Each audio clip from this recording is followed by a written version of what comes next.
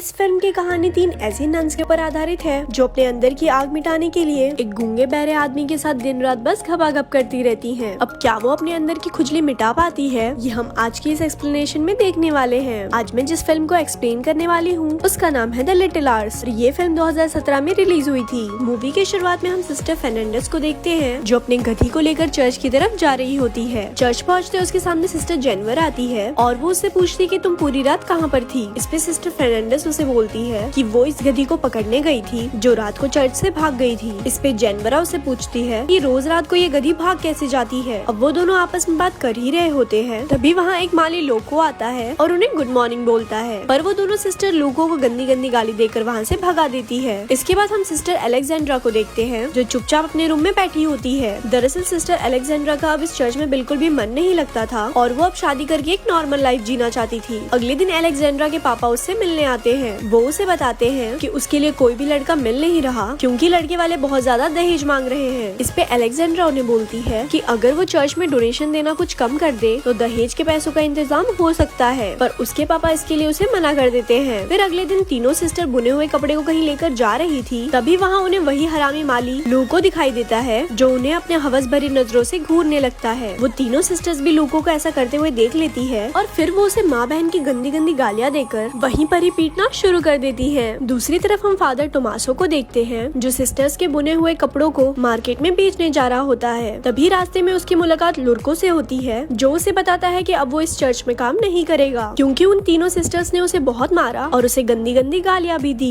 इस पे father Tommaso से रिक्वेस्ट करता है कि तुम प्लीज मत जाओ और आगे से ऐसा नहीं होगा, पर लुर्को उनकी कोई भी बात नहीं सुनता और वहाँ से चला जाता है। इसके बाद हम लॉर्ड ब्रूनो को देखते हैं जो अपनी वाइफ चूची बाई के साथ बैठ के डिनर कर रहा होता है। वो अपनी वाइफ को अपनी जीती हुई जंग की कहानियाँ बता रहा था और चूची बाई का ध्यान तो पास में खड़े नौकर ठोकुमल पे था। रात को चूची बाई और ठोकुमल पलंग तोड़ घपाघप करते हैं। घपाघप करने के बाद चूची बाई उसे बताती है कि ब्रूनो तो किसी भी काम का नहीं है क्योंकि उसका छोटा चेतन तो खड़ा ही नहीं हो पाता। अब वो दोनों अपनी ये बातें कर ही रहे होते हैं कि तभी वहाँ पे लॉर्ड ब्रूनो आ जाता है। अब इससे पहले कि वो ये देख पाता कि उसकी वाइफ के तबले कौन बजा रहा था, उससे पहले ही ठोकुमल वहाँ से कुत्ते की तरह भाग जाता है। फिर लॉर्ड ब्रूनो उसका पीछा करते हुए नौकरों के कमरे में आ जाता है जहाँ पे ठोकुमल सोने का नाटक करने लगता है। लॉर्ड ब्रूनो सभी नौकरों की छाती पे हाथ रखकर चेक करता है कि कौन अभी भाग कर आया है। तभी वो ठोकुमल की छाती पर हाथ रखता है और उसे पता चल जाता है कि साला नीच यही है जो उसकी वाइफ का गेम बजा के आया है। अब अंधेरा ज्यादा होने की वजह से लॉर्ड ब्रूनो उसकी शक्ल देख नहीं पाता है, इसीलिए वो ठोकुमल की चोटी काट देता है और बोलता है सुबह होते ही उसे पता चल जाएगा। तभी लॉर्ड ब्रूनो के जाते ही ठोकुमल उठता है और अपने सभी साथियों की चोटी काट देता है। फिर अगली सुबह जब लॉर्ड ब्रूनो उनके पास चेक करने के लिए आता है तब उसे पता चलता है कि ठोकुमल ने उसका पप्पू बना दिया है। कुछ देर बाद चूची बाई फिर से घपाघप करने के लिए ठोकुबाई के पास आती है और उसे कोने में दबोचकर उसके साथ खुले में ही चुम्मा चाटी करना शुरू कर देती है। अब उन दोनों की ये रास लीला ऊपर खड़ा हुआ लॉर्ड ब्रूनो भी देख रहा होता है और वो अपने सैनिकों को ठोकुमल की गोटियां काट के लाने को बोलता है। सैनिकों को आता हुआ देखकर ठोकुमल वहाँ से भाग जाता है और जंगल में जाकर छुप जाता है। जंगल में ठोकुमल फादर टोमासो को देखता है जो नशे में धुत होते हैं और उनके कपड़ों से भरी हुई गाड़ी भी पलट चुकी होती है। ठोकुमल ये देखकर फादर टोमासो के पास आता है और उनकी मदद करता है। फादर टोमासो ठोकुमल से काफी ज्यादा इम्प्रेस हो जाता है और वो उसे अपने साथ चर्च में ले जाता है। फिर रात को टोमासो ठोकुमल को समझाता है कि तुम यहाँ गूंगे और बहरे बनने का नाटक करना, नहीं तो यहाँ की सिस्टर्स तुम्हारा जीना हराम कर देगी। अगली सुबह फादर टोमासो ठोकुमल को सिस्टर मारिया से मिलाता है और उन्हें बोलता है कि ये यहाँ पर माली की जॉब कर सकता है। अब सिस्टर मारिया पहले तो उसे रखने से मना कर देती है, पर फादर टोमासो के इंसिस्ट करने पर वो मान जाती है। अगले दिन ठोकुमल चर्च में अपना काम कर रहा होता है, तभी वहाँ पर सिस्टर फर्नांडा आती है और वो ठोकुमल की गर्दन पर कुल्हाड़ी रखकर उससे पूछने लगती है कि तुम कौन हो।